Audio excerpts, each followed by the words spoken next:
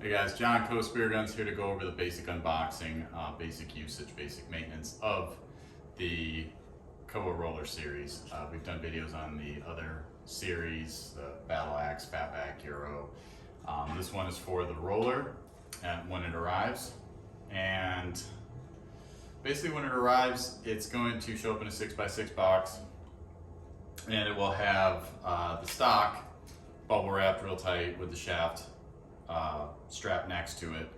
And we do this to protect the gun in the best way possible. We don't want the shaft sticking out of the spear gun during transit because that's the way they get damaged, bent, and that almost always pokes through. So we make them as bubble wrapped and blunt and packed tight with paper as possible to protect these so they arrive in immaculate condition. So when it arrives, you have the stock, shaft, and 300-pound mono attaching the two. The bands will be in the spear gun. And with these, basically you start by dropping the shaft into the open part of the track, which is about 6 to 7 inches on these spear guns, and go underneath the band into the closed part of the track and slide it down to the trigger mech. Now with these, just like all of our spear guns, the trigger mech has to be on F or fire to accept the shaft. When it's on safety, it cannot accept the shaft. What happens is this stops the trigger from moving, and in stopping the trigger from moving, the sear cannot cycle, the trigger cannot cycle, so it cannot accept the shaft. So basically it has to be on fire.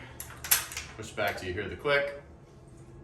With the roller, the mono is underneath in all of our guns, but it's a little different on, it just looks a little different on these. The mono is underneath the wishbones of the band, and with the mono you want to go up and between the carbon fiber lifters of the roller. It goes to the side, it's not the end of the world, but you don't want the band interfering with the mono. So you take the mono up in between the carbon fiber lifters, and to the right you will see a notch for the mono to go in. Goes into that notch, down to the line release. It's a new mono. Down to the line release, up to the line anchor, which on these models is on the side, which has the bungee attached to it. And then you go to back down to the line release, take 2 fingers like so, go around the line release, and now the mono is nice and tight to the side of the spear gun. So the main difference with these is make sure you stay in between the lifters here so the mono is clear of the bands and does not interfere in any way. Now loading the roller. You'll notice the roller has 2 wishbones on there. One wishbone is for loading, the other one is really just so your finger can grab it. So when you start, you're able to grab that, it goes through the roller, and then when you pull it down, you can get 2 hands on it, and then load it the rest of the way. Kicker band, self-explanatory. That one is just like a regular band. 1 hand on each side, pull down, and bring it to the shark fin. People ask, well, which shark fin goes to which wishbone?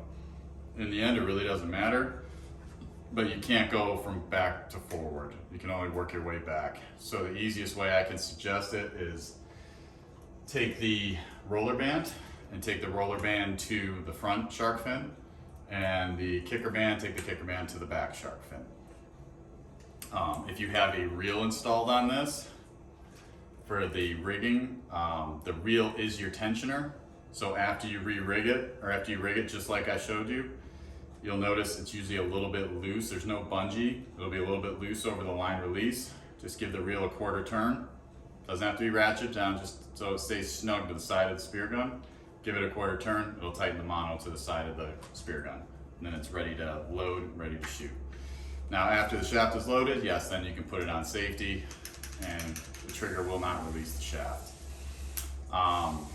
The other big question I get is roller band. Do I start the roller band at the lower setting? You can, but it's really, really hard. Once the band is loaded, then what I tell people is to flip the gun on upside down. That's what these areas here are for, to get your thumb in there and to be able to pull the band to the lower stage if you find that you need that extra power. Most people find that with the factory power and the upper stage, they don't even need that extra power. It has plenty of power at that setting. Next question I get all the time is maintenance. Maintenance on these, just like all of our spear guns, fresh water, lots of fresh water. Hit with fresh water, try to keep them indoors. You keep these in a hot garage, a car, somewhere where there's lots of heat and humidity. The bands, anything rubber will degrade a lot faster. So I say keep them in, air conditioned environment, and hit them with fresh water. Take the shaft out, let the shaft dry. Don't let that go back in wet, because it'll trap water between the shaft and the track. Might give you a little bit of surface rust on the shaft, but nothing serious. And then I say shoot water for 30-45 seconds down the track, right into the mech. Let it run out the handle, and that will get all the salt out of there. And some people use salt away, but there's very few things that can break on these triggers. So as long as you give them a good rinse, don't let salt water just sit in there for months at a time, and especially in a hot environment.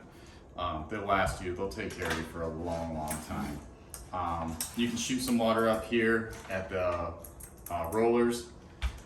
They're Delrin ball bearings, so there's no steel in there. We did that on purpose because we didn't want to ever have an issue with these ball bearings. So they're Delrin ball bearings, and you can rinse them. They take minimal maintenance. And yeah, that's pretty much it for the Koah Roller. And thinking if I have any other questions with these, that answers pretty much all of them. So, and it works the same for the Euro, the Mid Plus. It's just there are different trigger placements, different shaft diameters, different locations for everything. But if you have any questions on these, feel free to shoot me an email, John, John@Koah Spear Guns, or just give us a call. Thanks.